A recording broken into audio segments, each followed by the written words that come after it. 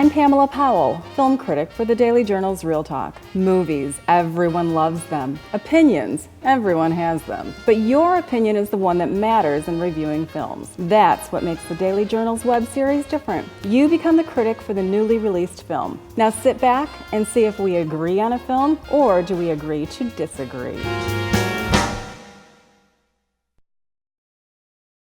Thanks for joining us for another episode of the Daily Journal's Real Talk. I'm Pamela Powell.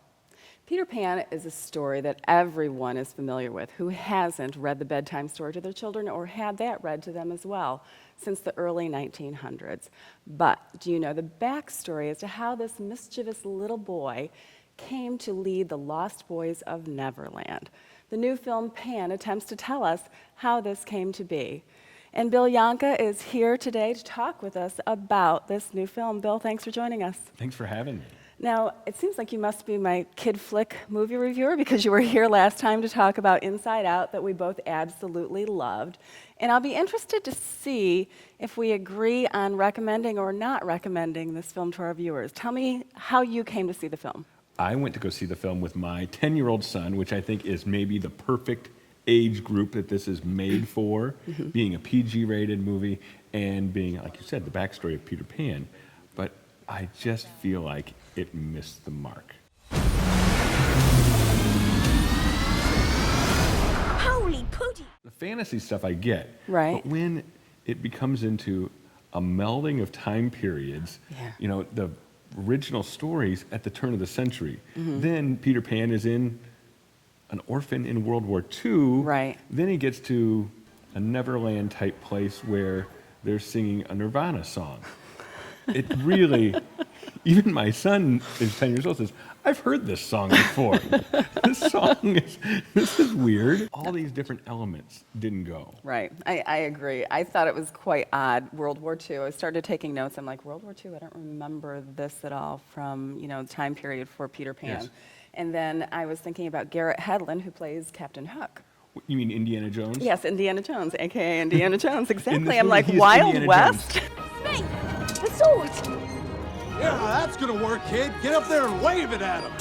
Yeah, I don't know how he's being directed to play this part, but are you trying to sound just like Indiana Jones?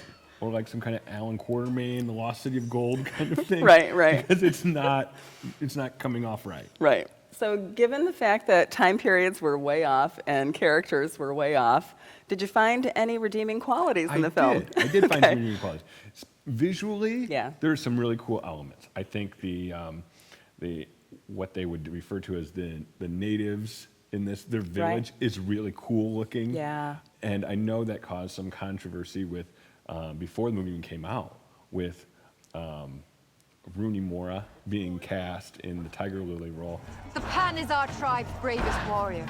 It's our tradition to grant you the chance to win your freedom. You're our sworn enemy, you're pirates. Pirates? We're not pirates. Hold on. As somebody who is very white in playing a Native American or Native, which was a Native American role. Now that this Native group is a whole melting pot of different cultures. Right. So I could see what they were doing, but that didn't come off well. But really, visually, I thought there were some elements in the movie that really were neat. Right. I thought that it was beautiful. The colors were so vibrant and striking, and it was high action.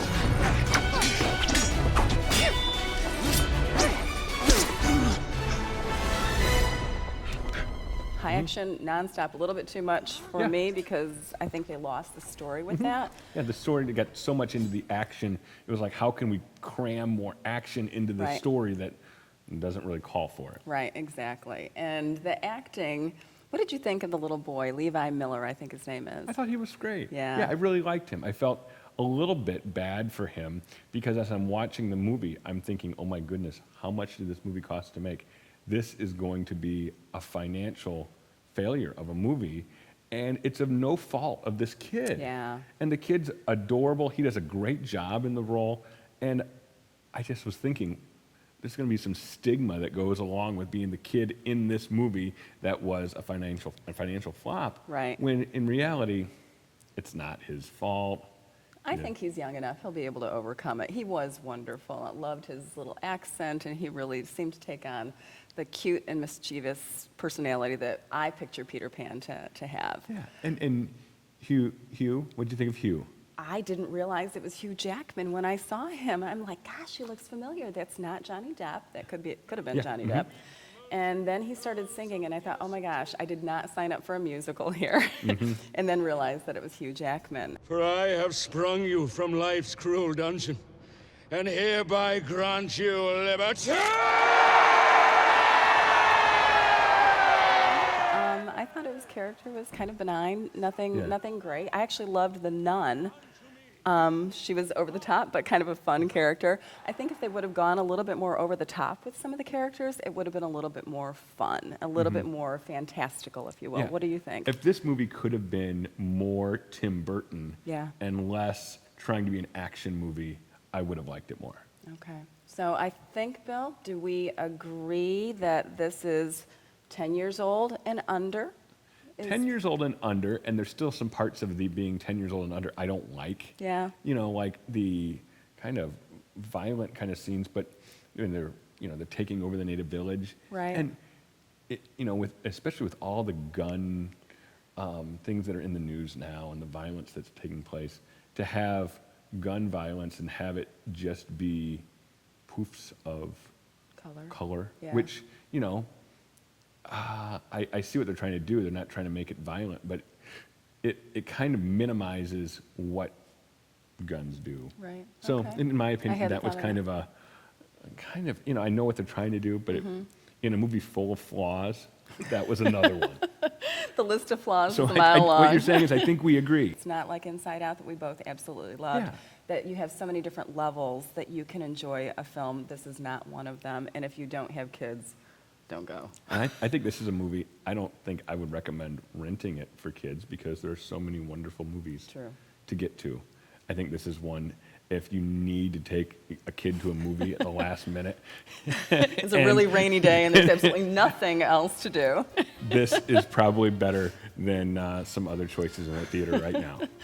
And that's it for another Real Talk, the movie review show you can access anytime and anywhere. Be sure to check out all my previous episodes as well as movie reviews at the Daily Journal's website. That's daily-journal.com. And until next week, Bill, that's a wrap.